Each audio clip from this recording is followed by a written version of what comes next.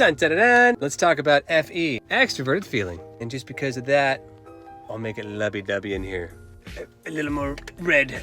There we go. Nope, I liked it the other way. Okay, there we go. So what is extroverted feeling? It basically means I care. It's the I care about you function. As somebody who loves to study personalities, the oh, you're so selfish thing is evident with anybody, but you can see how everybody's selfish and selfless. Some people get pleasure from helping other people more than others, just by personality alone, cognitive stacks and all that. Let's jump into how your brain works, cognitive stack-wide, personality-wide, how you as an individual show love for others. And if it even brings you happiness, if you abuse it, it might just be something that you're born weak with. So let's dive in with every personality type and how they display extroverted feeling. Merrick Osmond, your host. I'm an ESFP. There's your filter. And yes, you can get yours on our site for your own personality. Here we go. The dominant users of FE are none other than the ENFJ and the ESFJ. They use FE in different ways. 2 at a time, 16 personalities, 8 cognitive stacks, but their other functions change how they use FE around the function. Top users are those two. ENFJs are naturally the most selfless in this regard because ESFJs use selflessness for their own group. So ESFJs have a group, ENFJs have more of a visionary group. So ENFJs are known to be involved in a general career thing, general topic thing. It doesn't have to be a career, just a hobby. For example, a film director or a manager, as you know, from the entertainment world, a lot of ENFJs in there, but they find themselves involved in every little thing, even if it's not for their film. They're very supportive of people in film. Now, an ESFJ would be like, oh, I'm only going to the people who, came to my film. And that's how they show FE to SI. So that's their systematic group. ENFJs are all about the vision. See, they're FE to NI, which basically, as you can see, there are many examples of this in my world, how ENFJs just are there for anyone in that regard. They can't say no very easily, but if they do, they mean it. But they're just so overly loving, always thinking about you. How can I support? Which makes ENFJs fantastic in that regard. ESFJs, again, they appear to be more along the guarded side. Now, that's FE dominance, how they use that. And once you're in an ESFJ circle, there's a lot of love there, a lot of different stuff. This is different. So now let's move down to the FE parents. These are those who feel obligated to help you. Unlike the FE dominance, like we mentioned earlier, FE parents, ISFJ and INFJ, feel this need to help you no matter what. There's always a reason to be there for you. And this can go against them in some ways. It makes them loving, and yet they just naturally have that inside. So there are those who just radiate love no matter what, with their own rules, as we mentioned.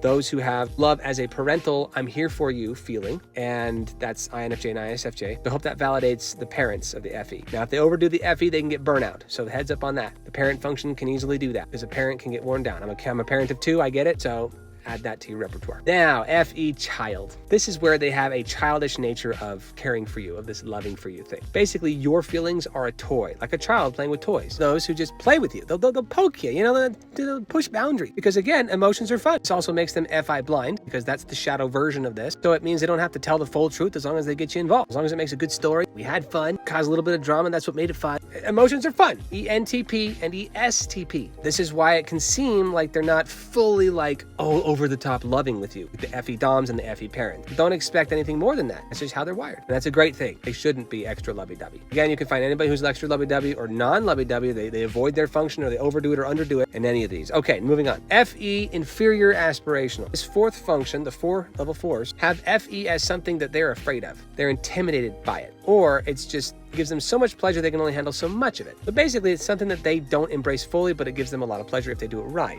Right as in, you can tell me how you want to be loved, right? That's where love languages come in. And if they understand your love language, can they give it to you the right way? Anybody can utilize love languages, a whole different topic, how you feel loved. Because remember, there's the golden rule, treat others how you want to be treated, which is wrong. The golden rule is freaking wrong. The platinum rule is right. And that is treat others the way that they want to be treated. So in other words, if you're trying to hug an ISTP, an INTP, and you just want to cuddle them all day long, but you're an FE parent, let's say you're an INFJ and you're just trying to hug this INTP all day long. That might work for a while, but eventually the INTP wants to think again.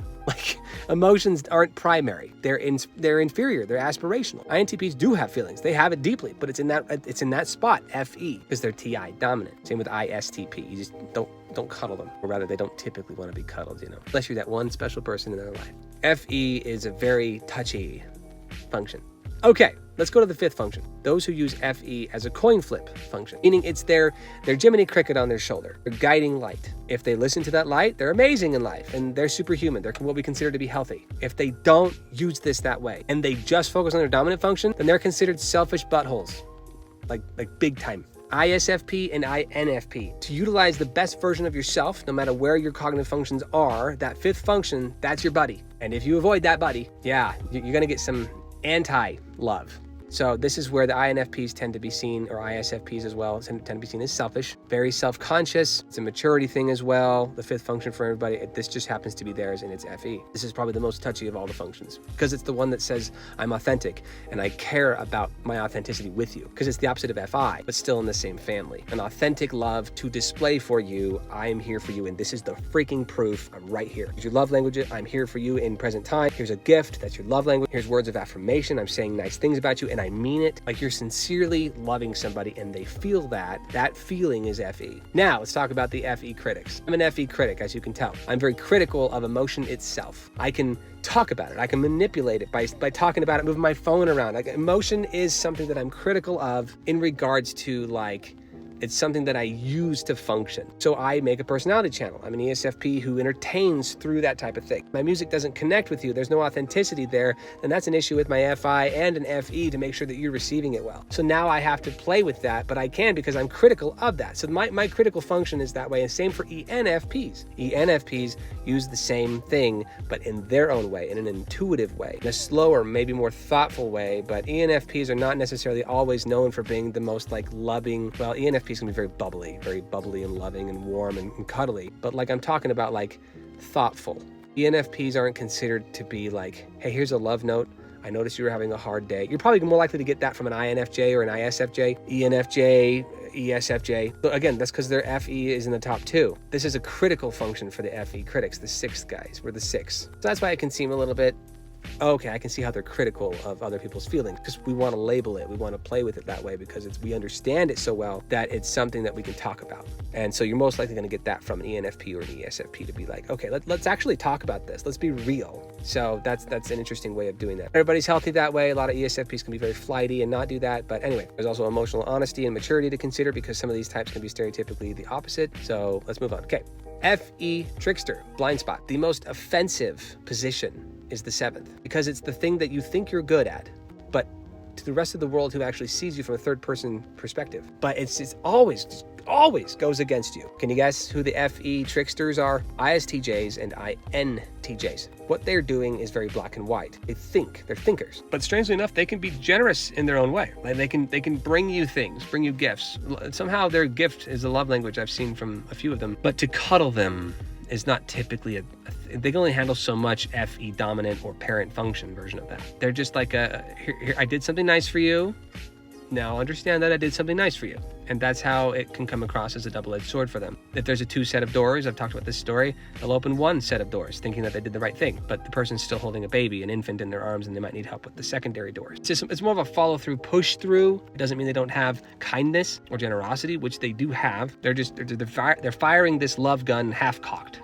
And that can come across as almost insincere or impractical. It's a trickster. It's tricky. It's a joker. Ha ha ha. It always leaves somebody feeling offended, so I apologize. I didn't make all this up. I'm just talking about it. I'm just a music guy, guys. Come on. Link in the bio. Okay. FE demons. Now, this is where it gets even worse. This is the worst of the worst. These people have an issue with other people's feelings going against them when crap hits the fan. Now, the ENTJ and the ESTJ have it very differently. ENTJs have this, I think of the best of you nature, and they think too good of other people, and they get stepped on by their own people a lot, but ENTJs don't get stepped on. ENTJs can get hurt, and when that happens, they have this forgiving nature to let that happen again and again, or that's in a way how they develop their relationships by being screwed by their own people. It's not always the case. People aren't always out to get the ENTJ. Just the ENTJs are so successful that people don't know how to handle that. They don't know how to act around them, so they kind of become selfish. This is just from your guys' comments and from my own experiences. Now, the ESTJ, enough said, these two being TE dominant, making them FE demons. ESTJs, just the world is not made for emotion. Your emotion means nothing.